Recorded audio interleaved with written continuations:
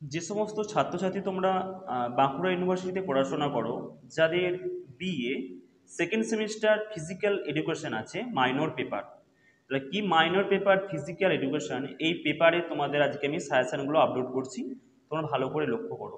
প্রথম আমি তোমাদের খুব সম্ভাব্য 2 নম্বরে সাজেশন হয় না, তবু আমি তোমাদের 2 নম্বর কিছু প্রশ্ন বাছাই করা, আমি তোমাদের 2 নম্বর সাজেশন কিছু দিচ্ছি, তোমরা এই প্রশ্নগুলো ভালো করে পড়বে, বাকিও পড়বে। এই 2 নম্বর প্রশ্নগুলো তোমরা ভালো করে পড়বে। প্রথম প্রশ্ন কি আছে? প্রথম প্রশ্ন যে ক্রীড়া ব্যবস্থাপনার সংজ্ঞা লেখো। নেক্সট প্রশ্ন, ক্রীড়া ব্যবস্থাপনার যে কোনো দুটি গুরুত্ব উল্লেখ করো। চ্যালেঞ্জ টুর্নামেন্ট এর সংজ্ঞা দাও। ক্রীড়া দিবস বলতে কী বোঝো? একটি সময় সারণীর 4টি গুরুত্ব লেখো। একনায়কতান্ত্রিক নেতৃত্ব বলতে কী বোঝো? বা গণতান্ত্রিক একনায়কতান্ত্রিক নেতৃত্ব বা গণতান্ত্রিক নেতৃত্ব বলতে কী বোঝো? মানে কি একনায়কতান্ত্রিক নেতৃত্ব বলতে কি বোঝো? গণতান্ত্রিক নেতৃত্ব কি বলতে কি বোঝো? স্বৈরাচারী নেতৃত্ব বলতে কি বোঝো? উদাসীন নেতৃত্ব বলতে কি বোঝো? এখান থেকে দেখবে একটা প্রশ্ন আসবে। তাহলে কি উদাসীন নেতৃত্ব, গণতান্ত্রিক নেতৃত্ব, একনায়কতান্ত্রিক নেতৃত্ব, এই প্রশ্নগুলো থেকে একটা আসবে 2 নম্বরে। ঠিক আছে, নেতৃত্ব বলতে কি বোঝো? নেক্সট প্রশ্ন, ক্রীড়া ব্যবস্থাপনার যে কোনো 4টি গুরুত্ব লেখো। সিডিং কি? সিডিং দন্তস্বরস্বয় ডরস্বয় অনুস্বার, সিডিং কি? নেক্সট প্রশ্ন, জিমনেসিয়াম এর অর্থ লেখো।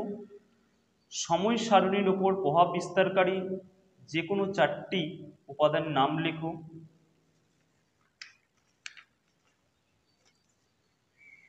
লিগ প্রতিযোগিতার 4টি সুবিধা ও অসুবিধা উল্লেখ করো।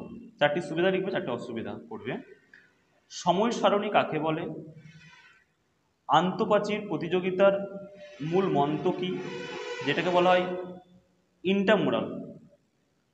একজন আদর্শ শারীরশিক্ষা নেতার যে কোনো 4টি গুণাবলী লেখো।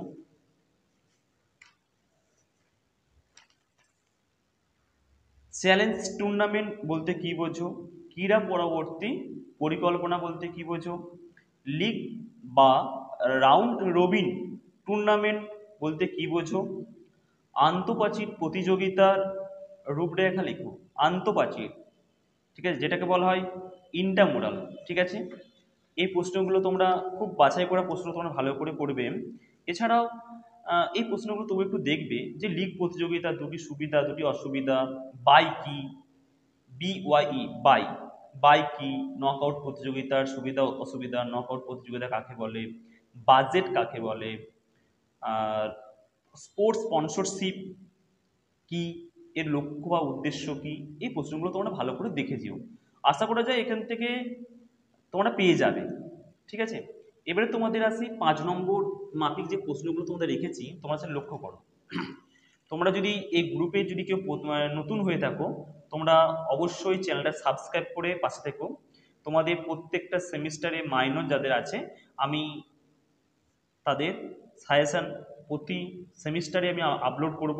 এই সাজেশানগুলো তোমরা ভালো করে করবে, তোমরা এখান থেকে কমন পেয়ে যাবে। এবং তোমাদের বাঁকুড়া ইউনিভার্সিটি একটা গ্রুপ করা হয়েছে, যে গ্রুপটা শুধুমাত্র অনলি ফর ফিজিক্যাল এডুকেশন। এই ফিজিক্যাল এডুকেশনের গ্রুপটা কী জন্য করা হয়েছে তোমরা জানতে খুব আগ্রহী, বলে দিচ্ছি। এই গ্রুপটা শুধুমাত্র তোমরা জয়েন হয়ে থাকবে, যখন আমি ফিজিক্যাল এডুকেশনের সাজেশান দেব, তখন তোমরা কিন্তু এই গ্রুপে আমি প্রথমে দেব, তারপরে আমি আপলোড করব। তাহলে কী হবে, তোমাদের কাছে কোনো কারণে কেউ কোনো কাজে ব্যস্ত থাকলে কী হবে, তোমরা পেলে না, সাজেশনটা পেলে না, তোমাদের গ্রুপের মধ্যে থাকলে কী হবে, তোমরা গ্রুপে শুধুমাত্র তোমরা সাজেশনটা পেয়ে যাবে। আমি ডিসক্রিপশান বক্সে লিঙ্কটা দিয়ে দেবো, তোমরা অবশ্যই এই ডিসক্রিপশান বক্সে লক্ষ্য করবে। আর এবার 10 নম্বর প্রশ্নগুলো বলি, তোমরা লক্ষ্য করো। 10 নম্বর প্রশ্ন কি আছে, যে প্রথম প্রশ্ন, একজন আদর্শ নেতার, একজন শারীরশিক্ষা ক্ষেত্রে আদর্শ নেতার গুণাবলী আলোচনা করো। মানে আদর্শ নেতা মানে একজন শারীরশিক্ষা ক্ষেত্রে আদর্শ নেতা, যেটা good leadership of physical education. এই প্রশ্নটা প্রথম প্রশ্ন, ভালো করে পড়বে। নেক্সট প্রশ্ন, নেতৃত্ব বলতে কি বোঝো? শারীরশিক্ষা ক্ষেত্রে নেতৃত্ব দানের নীতি ও গুরুত্বগুলি লেখো। নীতি ও গুরুত্বগুলো। ঠিক আছে, নেক্সট প্রশ্ন, স্পোর্টস ম্যানেজমেন্ট বা ক্রীড়া ব্যবস্থাপনা বা ক্রীড়া নির্বাহ বলতে কী বোঝো, এই নীতিগুলি বর্ণনা করো। 4 নম্বর প্রশ্ন, খেলার মাঠ ও জিমনাসিয়াম। খেলার মাঠ মানে হচ্ছে স্পোর্টস ফিল্ড, এবং জিমনেসিয়াম এর কীভাবে যত্ন ও পরিচর্যা করবে তা আলোচনা করো। একটা এক্সট্রা করে তোমাদের দিয়েছি, তোমরা লক্ষ্য করবে। আশা করি এই যে 4টে প্রশ্ন দিয়েছি তোমরা এখান থেকে একটা পেয়ে যাবে। ঠিক আছে, এবারে আর তোমাদের এক্সট্রা করে দিচ্ছি না, তোমরা 5 নম্বর লক্ষ্য করো। আন্তঃপ্রাচীর প্রতিযোগিতা এবং বহিঃপ্রাচীর প্রতিযোগিতা। আন্তঃপ্রাচীর কোনটাকে বলে? ইন্ট্রামোরাল। আর বহিঃপ্রাচীর প্রতিযোগিতা কোনটাকে বলে? এক্সট্রামোরাল।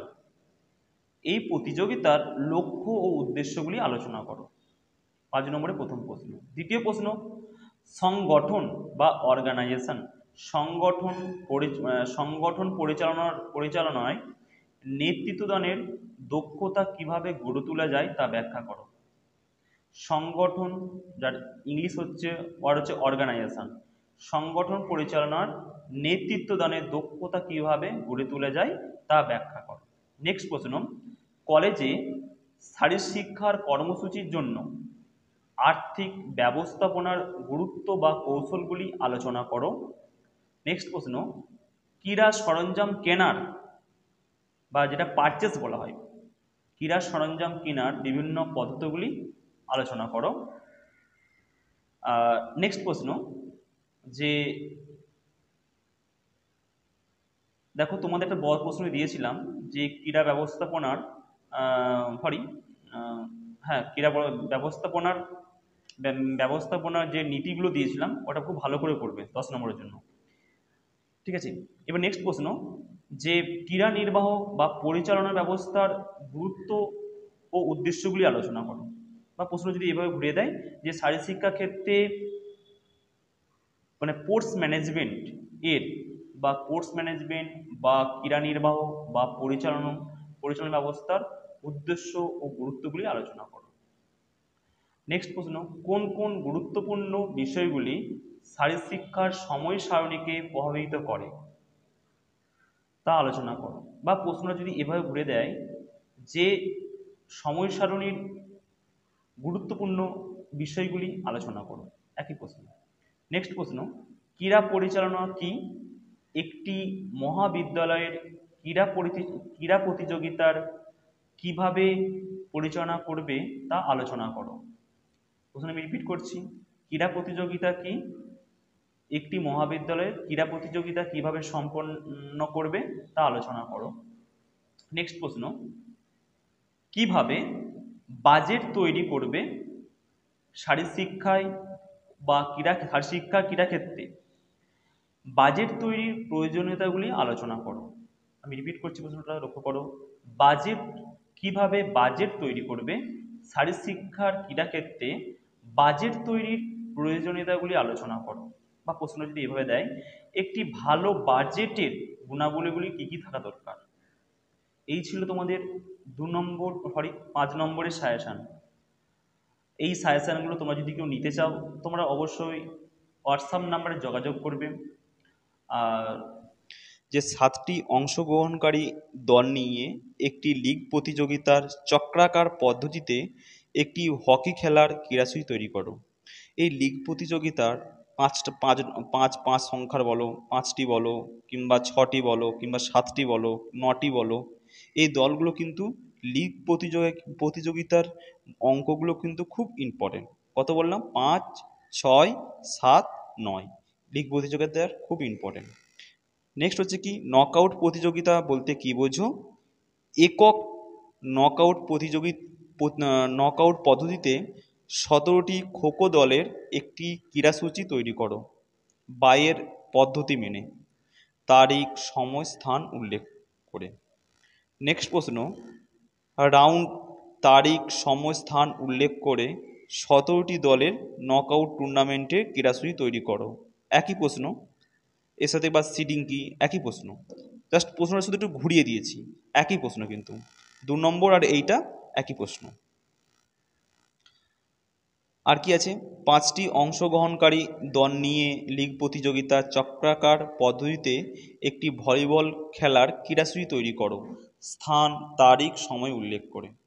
ওকে, এই ধরো চক্রাকার পদ্ধতি তোমাদের আমি দিয়েছি 6টি বা বিষয়গুলি, যেটা সিঙ্গেল নকআউট টুর্নামেন্ট, যে এই দেখো সিঙ্গেল নকআউট টুর্নামেন্টের অঙ্ক দেখো, যে সিঙ্গেল নকআউট টুর্নামেন্টের, এই সিঙ্গেল নকআউট টুর্নামেন্টের তোমরা ভালো করে করবে, যেটা তোমরা করবে 11টা টিম করবে, 12টা, 11, 12, 13, 14, 15, 11, 12, 13, 14, 15, এই সংখ্যাগুলো যে দল সংখ্যা আছে, এই দল সংখ্যাগুলো প্র্যাকটিস করবে সিঙ্গেল নকআউটে, দেখবে তোমরা এখান থেকেই প্রশ্ন তোমরা কমন পেয়ে যাবে।